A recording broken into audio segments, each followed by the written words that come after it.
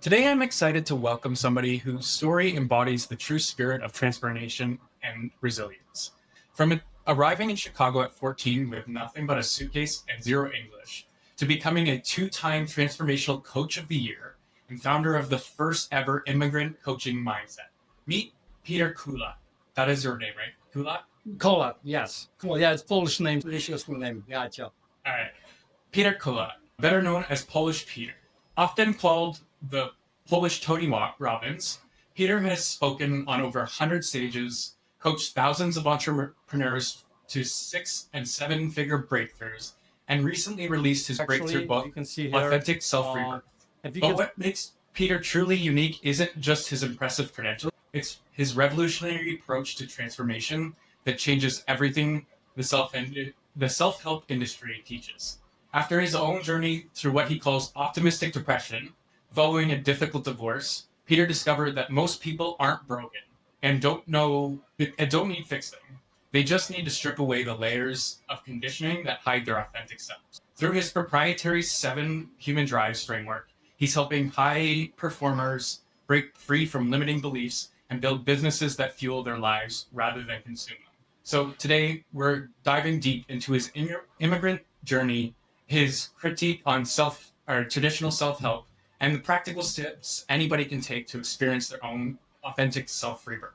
Polish Peter, welcome to the show. Well, thanks for having me. I appreciate it. Thank you for coming. I just want to go through your start on your journey. When you were arriving in Chicago at 14 with just a suitcase, no English, what was going through your mind? Well, so first and foremost, as a kid back then in Poland, I had a pretty good life as a 14-year-old kid. I was living with my aunt and my uncle, and my mom was already here in States. And when she came back to pick me and my sister up to bring back here to the United States. So the thing that was going through my head is I don't want to be here because I had a pretty good life over there. I had friends. I was in a group, like a dance group, and I was doing all kinds of different fun things. Right? Like here I am going to United States and I don't want to be here. I don't understand the language. I don't know what's going on. And it's interesting conversation as I'm on a plane flying over here. And this was my first time ever on a plane. They played 2 movies, which plays into this. What's going through my head is the first movie was with Eddie Murphy, and it was Beverly Hills Cop. I don't know if you ever seen that movie. It was in Beverly Hills, okay? So I'm like, well, this may not be so bad. I mean, I'm looking at this. They got palm trees. They got beautiful sports cars. They got skyscrapers. I mean, it's like beautiful, high, luxurious life. And then I land in Chicago and I'm in Detroit.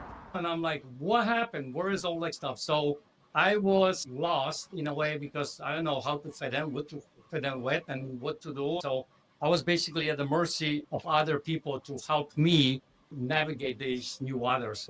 I think a better movie on the plane would have been Coming to America to kind of showcase what. Ironically that you said that was the second movie they played. I didn't say it was on purpose, but hey, you never know. Yeah. Yes.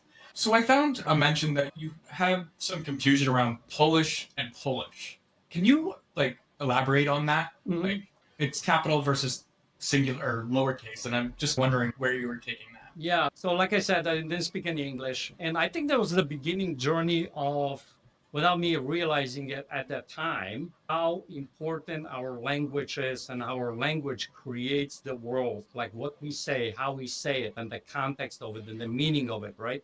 And this was basically an example that kind of popped up for me. So I was always learning English, like in dictionary, because they give us these little small dictionaries, was yellow, it had this size, and I'm looking and it says Polish and it says Polish. And the word looks exactly the same to me.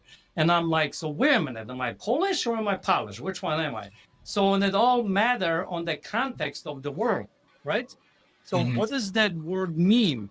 And if you look at the English language and any language for that matter, you'll notice that's all about the meaning. What does the word mean in the context of it? And then we start to dive deeper into this whole entire mind, personal development space. You start to discovering it's all about, a lot of it is about the meaning that we associate with ourselves and our lives. So that was like this funny little thing that came out of it. But I think it started for me, this journey of meaning. I wrote in my book in one of the chapters talking about how we are mindless meaning makers. And what does that mean is that we make meanings about life, about people, about ourselves, about our situations, about experiences and everything without really realizing you were doing it.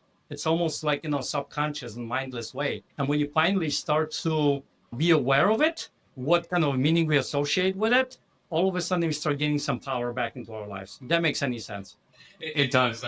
This channel is a rebirth of myself, to be honest with you. I started 4 or 5 months ago, and it was just a flip of the switch. I needed to change. I became something I'm proud of. Yes. Dude, well, congratulations. That's great. Thank you.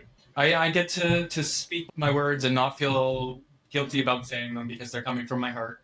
And that's why I like to keep podcasts conversational, because I'll go off on tangents and I like to keep things real. Yeah, this has been a journey for me, and I don't ever want to change. Like, I've now picked my path. I now understand what meaning I want to give to myself, and I'm working towards it. Where you go? Thank you. So why don't we go into that moment for you?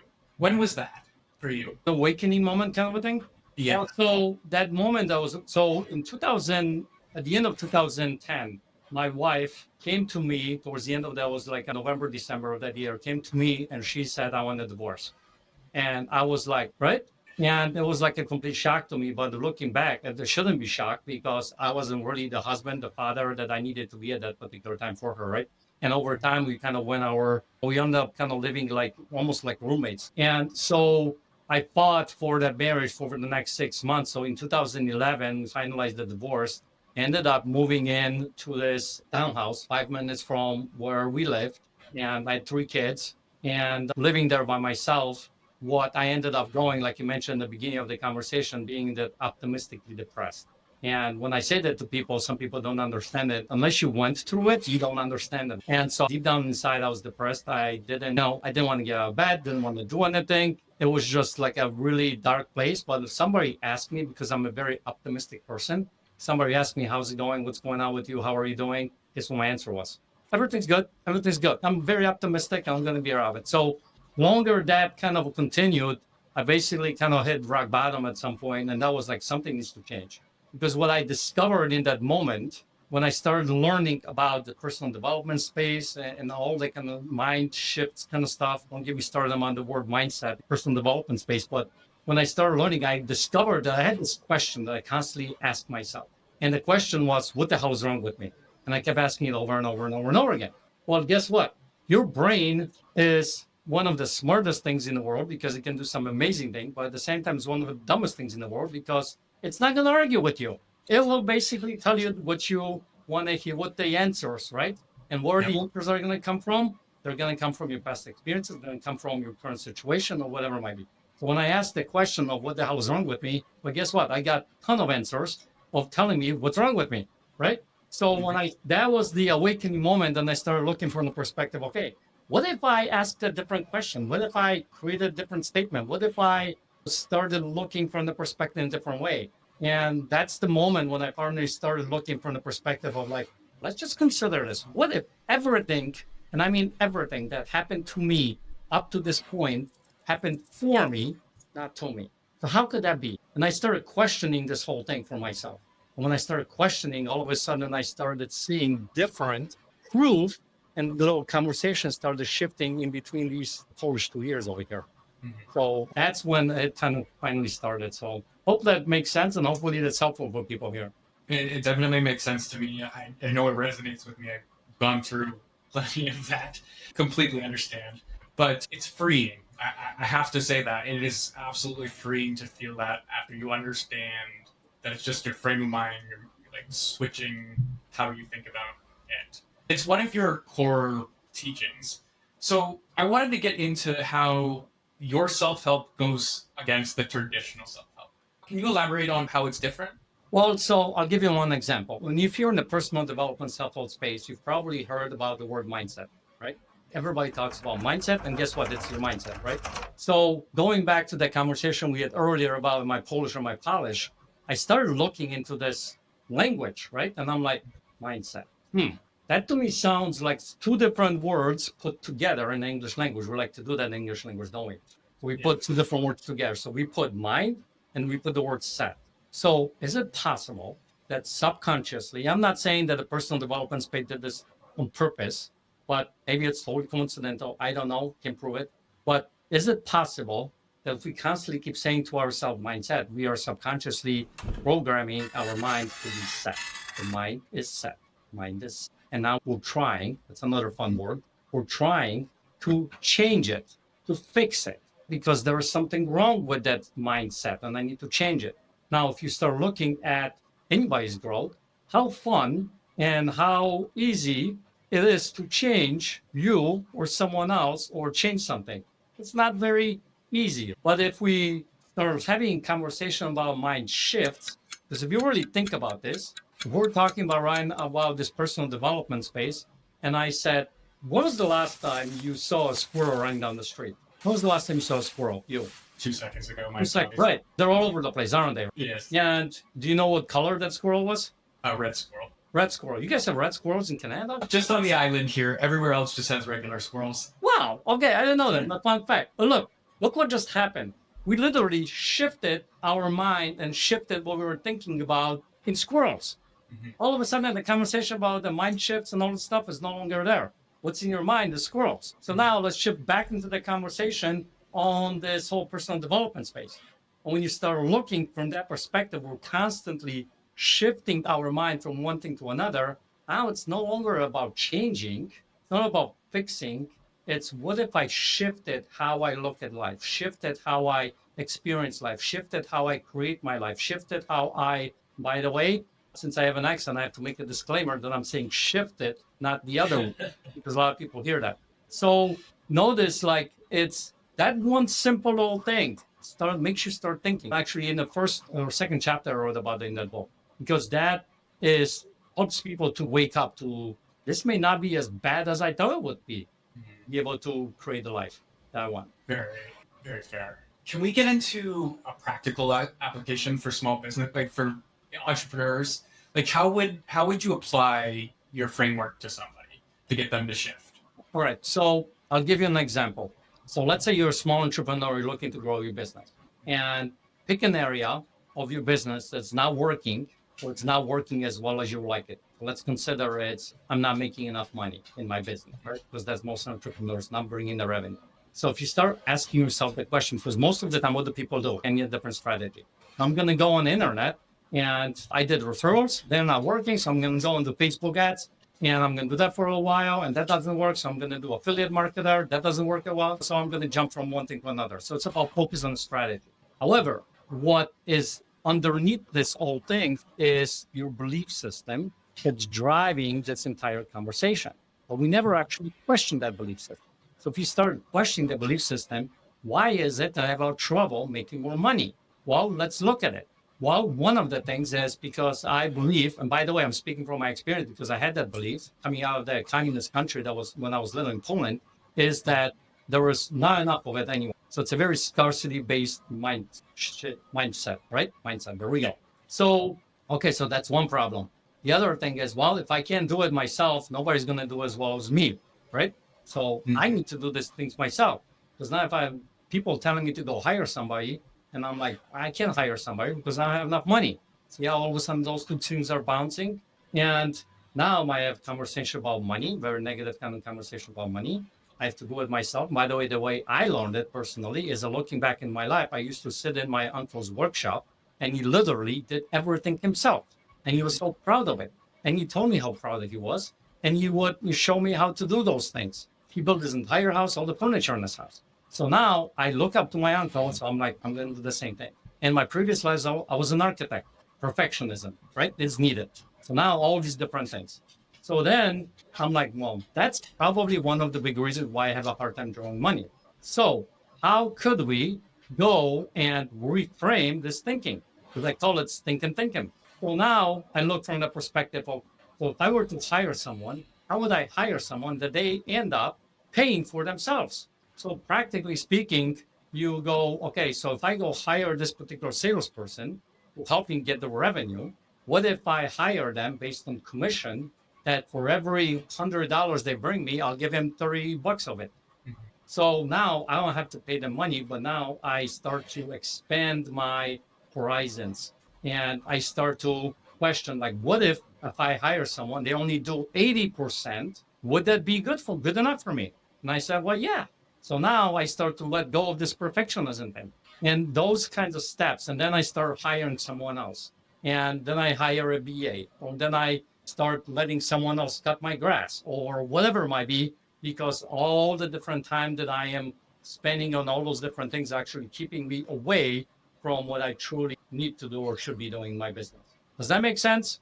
Yeah, and I can say that I do suffer from a little bit of perfectionism. So it's me doing every aspect of what the podcast right now. Probably a kid thing, isn't it? I think so. My grandfather used to build. Yeah. My grandfather used to build old cars, so it was always put the work in, make sure you sand it down. Yeah, Make it perfect, make it good, right? Work hard, right?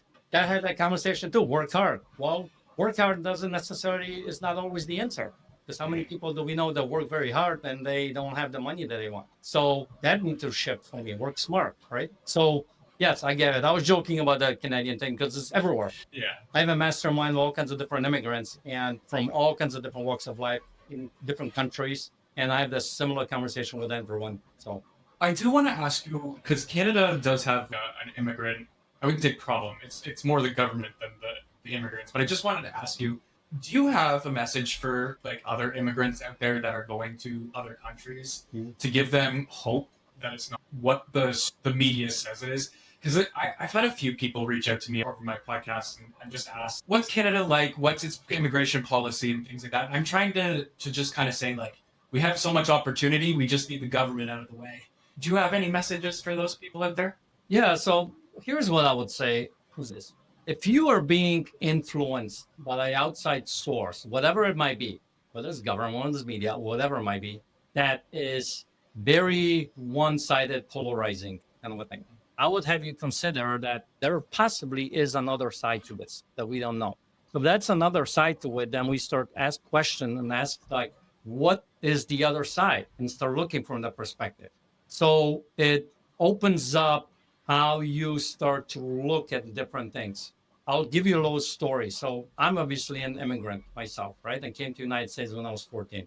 I am living my vision, my life. I have a beautiful wife. I'm remarried now. She's amazing. I have 3 grown kids now. My business runs with me working about 20 hours a week. I invest in companies. I just released a book, became the international bestseller. So there's all kinds of different things that are happening. And I'm grateful, I'm blessed to be able to do that. But when I first came here, I heard the conversation that United States, there is money on trees. Literally money grows on trees. And I, 14-year-old kid, I thought about maybe there is a tree in the United States because I've never been there that you can literally walk up and grab $1 and pull it off of there. Now, to my surprise, to my shock, there was no trees. I looked for them, okay?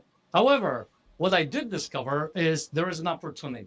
And I will tell you this, unless you were living in a very, I don't want to go too political because I came out of the communist country, right? Communist country, they don't give you a lot of opportunities, right? I remember a time when I was a kid that when I went to a grocery store, it said on the top of big sign, it said, the government cares about its people. And there was literally nothing on the shelf. I'm not sure how that works, okay? But I will tell you this, if you're in any other country, there is opportunities. And if you notice what we talked about earlier in the conversation about the mind shifts, right? Squirrel versus this. Start looking for those opportunities. Look for the opportunity that you can do. And I will tell you this, when you help others, when you look from the perspective of contributing to someone else, when you look from the perspective of how can I help someone else, when you look for those problems and for the solutions to those problems, people will want you to be there for them to help them. And when you start looking from that perspective, you never give up. And one thing I love about immigrants, we don't give up very easily. You need to keep going and keep going and keep going and look for those opportunities. You will make something for yourself because I believe that the world is your oyster. And it's a lot of it has to do how we approach life, how we look at life. And this book, Getting Back to Your Authentic Self.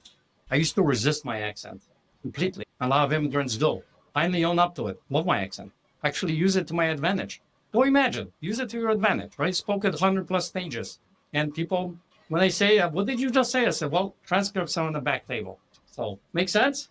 Yes. And to the accent thing, I actually find it better when people have accents. I listen closer, so it helps me hear what they're saying as opposed to just me glossing over it like Yeah. a normal speaking person. That's partly how I reframed it. See, you're very intuitive. I mean, that's how I being curious. They'll have to be curious to see what I have to say. So do I. I have to be curious. Yeah. I think the world needs a lot more curiosity. Yo. So, just in the ending off here, where can people reach you? Where's your book available? Give me all the details on you. Yeah, so this is the book actually, you can see here. If you can see at the top of it, you can write your name. I think this is the first book ever in the world publishing world where you can put your own name on it. So it would be like Peter's Authentic Self Rebirth and so forth. You can find the book at any bookstores, Barnes and Noble, not actual physical bookstores. I think we're trying to get those books in there, but you can go to Barnes and Noble, Amazon, anywhere the books are available, or go to myauthenticrebirth.com. I have bonuses on there still that I'm offering people when they go and pick up a copy. Myauthenticrebirth.com. And you can find me on Instagram under Authentic Self Rebirth. I post a lot of those 30-second reels that give them a lot of value, shifting the mind and personal development kind of stuff that helps people actually live a better life. So thank you for having me, man. Thank you for coming on. And I'll make sure everything's in the description down below.